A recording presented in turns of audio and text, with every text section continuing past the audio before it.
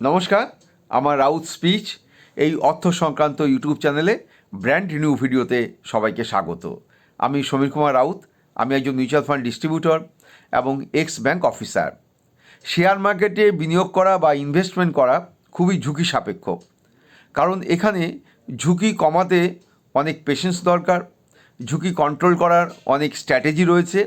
এছাড়া fundamental analysis এবং technical analysis সম্পর্কে ভালো করে বুঝে স্টক নির্বাচন করে তবেই এগোতে হয়। তা সত্ত্বেও দেখা যায় যে শেয়ার মার্কেটে বিনিয়োগ করার পরে তেমন লাভ নিয়ে বেরোতে পেরেছেন এমন লোকের সংখ্যা খুবই কম। লোকসানের বহরই বেশি গুনতে হয়েছে। আমার আজকের আলোচনা হবে নতুন যারা বিনিয়োগকারী এবং যারা অভিজ্ঞ বিনিয়োগকারী তারা শেয়ার মার্কেটে বিনিয়োগ করে কিভাবে লাভের মুখ দেখতে পারেন।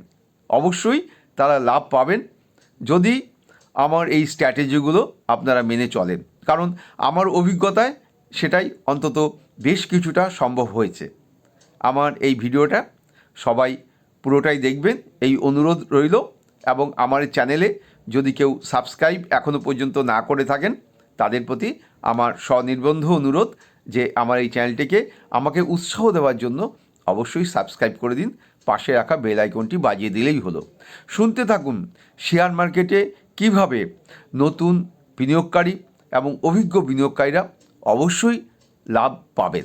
শেয়ার মার্কেটে বিনিয়োগ করার আগে বিনিয়োগকারীকে অবশ্যই শেয়ার মার্কেটের কিছু ইনফরমেশন এবং শেয়ার মার্কেটের কনসেপ্ট বা ধারণা কিছুটা হলেও অর্জন করতে হবে। বিনিয়োগকারী শেয়ার কিনছেন, স্টক কিনছেন। শেয়ার জিনিসটা কি? শেয়ার হচ্ছে এক কথায় কোনো কোম্পানি যখন তার ক্যাপিটাল ফান্ড তৈরি করার জন্য জনগণের কাছ থেকে কিছু অর্থ সংগ্রহ করেন, পাবলিক শেয়ার। যদি প্রথম অর্থ সংগ্রহ করেন তাহলে তাকে বলবো আমরা IPO, initial public offering. Time to time company অর্থ বাজার থেকে সংগ্রহ করতেই পারেন। এটা হচ্ছে শেয়ার, মানে কোম্পানি শেয়ার বিক্রি করেন আর পাবলিক শেয়ার কেনে। এই শেয়ার কোথায় কেনা বেচা হয়? এই শেয়ার কেনা বেচা হয় এক্সচেঞ্জে, যেমন এনএসি, ন্যাশনাল স্টক এক্সচেঞ্জ, আরেকটি রয়েছে বিএসসি, সেটা হচ্ছে বোম্বে স্টক এক্সচেঞ্জ। এরপরে ধারণা যেটা বিনিয়োগকারীকে অবশ্যই বুঝতে হবে সেটা হচ্ছে মার্কেট অর্ডার এবং লিমিট অর্ডার। মার্কেট অর্ডার অর্থ হচ্ছে বিনিয়োগকারী যখন বাজারে কিনতে যাচ্ছেন তখন যে দাম আছে মার্কেট প্রাইস তাতেই কিনে নেওয়া, গ্যারান্টিড প্রাইস, এবং একটু বাদেই কিন্তু দাম বাড়তেও পারে বা কমতে পারে। তার ফলে তিনি কিন্তু হয়তো কিছু লাভ করলেন বা কিছু তার ক্ষতি হয়ে গেল। এই ক্ষেত্রে দীর্ঘমেয়াদী রাখলে তাকে ওয়েট করতে হবে, পরবর্তীকালে হয়তো তার দাম কমেও যেতে পারে, শেয়ারের দাম, বা বাড়তেও পারে। কিন্তু লিমিট অর্ডারের ক্ষেত্রে পরিষ্কার নিয়ম যে বাই লো সেল হাই, একটু ওয়েট করতে হবে। যখন বিনিয়োগকারী নতুন কিনতে যাবেন কোনো শেয়ার তখন তিনি ওয়েট করবেন যে দামটা যদি আর একটু কমে যায় তখন তিনি বাই করবেন। আবার যখন তিনি সেল করবেন তখন দেখা যাবে দামটা যদি আর একটু বেড়ে যায় তখন তিনি সেল করবেন। Buy low sell high. ফলে ভোলাটিলিটি মানে বাজারে উত্থান পতন এই সম্ভাবনা কিন্তু খুব বেশি পরিমাণে ফেস করতে হবে যদি মার্কেট অর্ডারে কোনো শেয়ার বা স্টক কেনা বেচা হয়। কিন্তু লিমিট অর্ডারে তো ওয়েটের ব্যাপার, যে ভেবে চিন্তে তিনি ওয়েট করে যাবেন যে দাম কমবে না বাড়বে। অতএব এই ক্ষেত্রে ভোলাটিলিটি মানে মার্কেটের উত্থান পতন একটু কম থাকবে। এর পরের কনসেপ্ট হচ্ছে মার্কেট ক্যাপিটালাইজেশন। মার্কেট ক্যাপিটালাইজেশন বলতে আমরা বুঝি কোম্পানি পাবলিকের কাছে বিক্রির জন্য সে যে শেয়ারগুলো রেখেছেন সেই শেয়ারগুলোর সংখ্যা দিয়ে কোনো একটি নির্দিষ্ট সময়ে ওই শেয়ারগুলোর যে মার্কেট প্রাইস রয়েছে মানে এক্সচেঞ্জে কত দামে বিক্রি হচ্ছে তাকে গুণ করলেই আমরা কোম্পানির টোটাল শেয়ার ভ্যালু পেয়ে যাব, এবং এর ভিত্তিতেই দেখা যাবে যে কোম্পানির তার যে শেয়ার ভ্যালু স্ট্রেংথ সেটা কতটা আছে। এবং এটা সম্পূর্ণ ফ্রি ফ্লোট ভিত্তিতে, মানে সবসময় কিন্তু এই দামের চেঞ্জ হতে থাকে কোম্পানির শেয়ারের টোটাল ভ্যালু।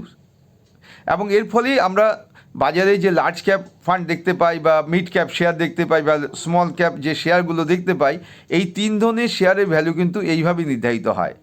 বাজারে এক্সচেঞ্জে যেই কোম্পানিগুলো কাজ করছে সেই কোম্পানির এই যে শেয়ার ভ্যালু হলো এই শেয়ারের দাম এবং মার্কেট প্রাইস গুণ করে তার টোটাল ভ্যালু নিয়ে যে যত কোম্পানির শেয়ার উপরে থাকছে টোটাল ভ্যালু তার স্থান হচ্ছে প্রথম দিকে।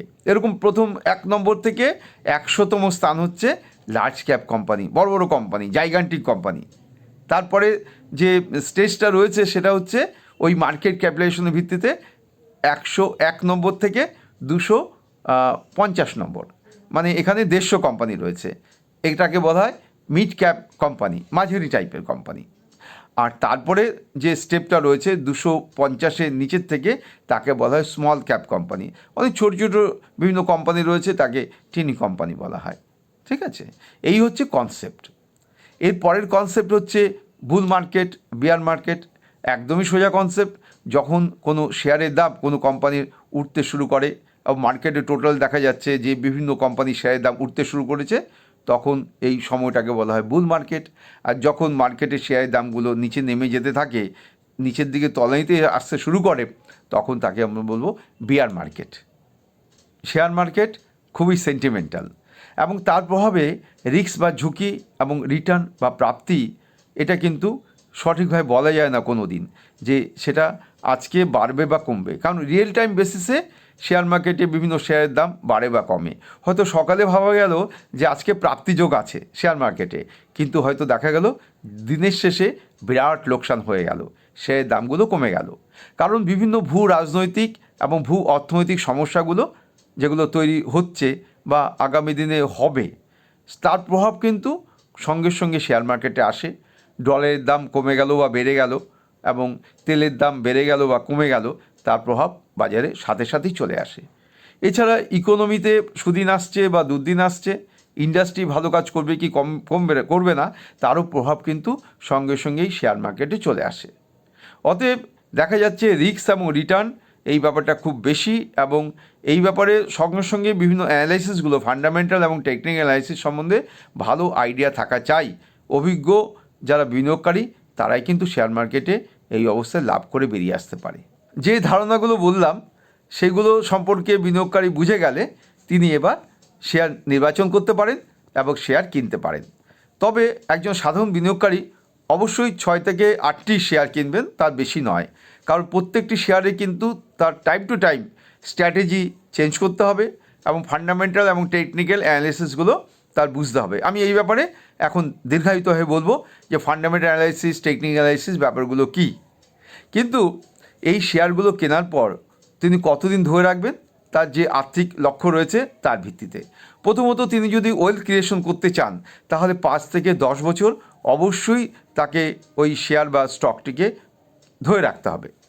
তিনি যদি চান যে সুইং ট্রেডিং করবেন, সুইং ট্রেডিং অর্থ হচ্ছে যে কয়েক সপ্তাহ বা কয়েক মাসের জন্য শেয়ার কেনা এবং তারপর বিক্রি করে দেওয়া, সেটি অবশ্যই 1 থেকে 3 বছরের মধ্যে ব্যাপারটি হবে।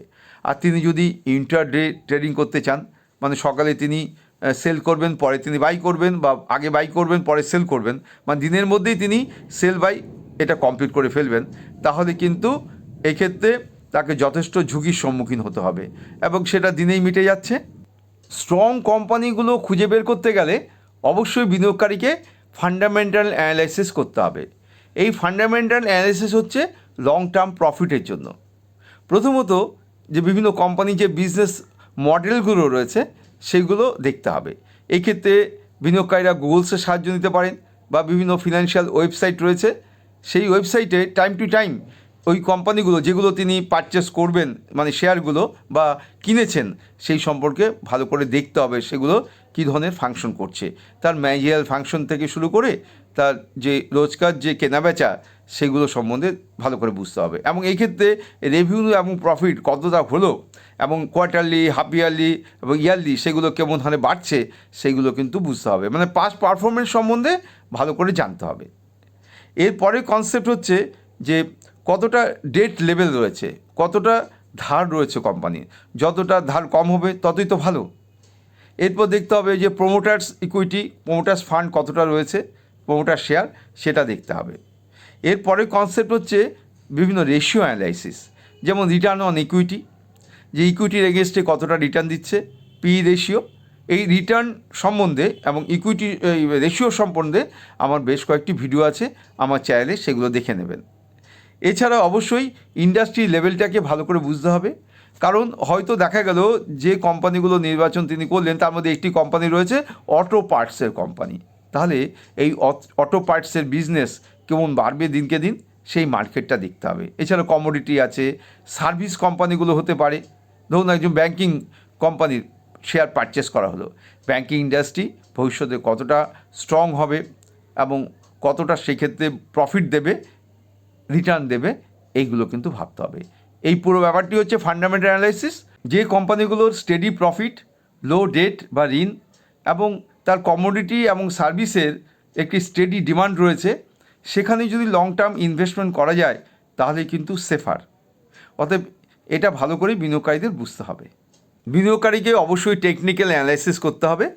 টেকনিক্যাল অ্যানালাইসিসের তাৎপর্য হচ্ছে বিনিয়োগকারী কখন কোন শেয়ার পারচেস করবেন, কখন কোন শেয়ার সেল করবেন, সেই ধারণাটা তিনি টেকনিক্যাল অ্যানালিসিস থেকে পাবেন। এই ক্ষেত্রে কোন প্রাইজে স্টপ লস হবে সেই সম্বন্ধে তার আইডিয়া আস্তে আস্তে তৈরি করতে হবে। ফলে সাপোর্ট লেভেল, রেজিস্ট্যান্স লেভেল এই সম্বন্ধে আইডিয়াগুলি তিনি অবশ্যই অর্জন করবেন। এবং এক্ষেত্রে তিনি বিভিন্ন যে ফিনান্সিয়াল ওয়েবসাইটগুলো রয়েছে সেগুলো তিনি দেখতে পারেন। সেখানে অনেক আর্টিকেলস আছে এবং সেক্ষেত্রে গ্রাফের মাধ্যমে কিন্তু দেখানো হয়। যেমন ভ্যালু রিসার্চ, এটা একটি কিন্তু খুব গুরুত্বপূর্ণ এবং খুব হেল্পফুল ওয়েবসাইট। এছাড়া মানি কন্ট্রোল রয়েছে, স্কিনার ইন রয়েছে, এছাড়া ইটি মানি, সেখানেও আপনারা দেখতে পারেন। এছাড়া বেশ কিছু টেকনিক্যাল পার্ট আছে, সেগুলো আপনারা দেখতে পারেন। যেমন রয়েছে মুভিং অ্যাভারেজ, মুভিং অ্যাভারেজটা দেখতে পারেন। এক্ষেত্রে গোলসে টাইপ করবেন যে মুভিং অ্যাভারেজ 50 DMA আর 200 DMA, এইভাবেও কিন্তু আপনারা বুঝতে পারবেন যে সেক্ষেত্রে স্টকটি কতটা বাড়ছে কমছে। এছাড়া স্টকের ট্রেন্ড সম্বন্ধেও কিন্তু ভালো করে বুঝে নিতে হবে এবং ভলিউম অ্যানালাইসিস করতে হবে যে বাজারে কতটা, কখন সেলার কত থাকে কোন শেয়ারে, সেটা দেখতে হবে। কারণ শেয়ার কিনলেই হবে না, বিক্রি করার জন্য কিন্তু সেক্ষেত্রে বায়ার চাই।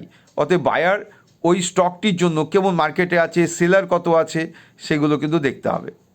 এই ক্ষেত্রে একটি থাম্ব রুল হতে পারে যে যখন আপনি কিনবেন কোনো শেয়ার, তখন কিন্তু দেখতে হবে যে আপ ট্রেন্ড কেমন রয়েছে, এবং যখন শেয়ার বিক্রি করা যাবে তখন বুঝতে হবে যে ওই শেয়ারটির সেক্ষেত্রে ডাউন ট্রেন্ড কেমন আছে। এভাবেও কিন্তু টেকনিক্যালি বোঝা যায় কোনো শেয়ারের আপস অ্যান্ড ডাউনস। শেয়ার মার্কেটে বিনিয়োগ করতে গেলে অল্প ক্যাপিটাল নিয়ে কিন্তু স্টার্ট করতে হবে।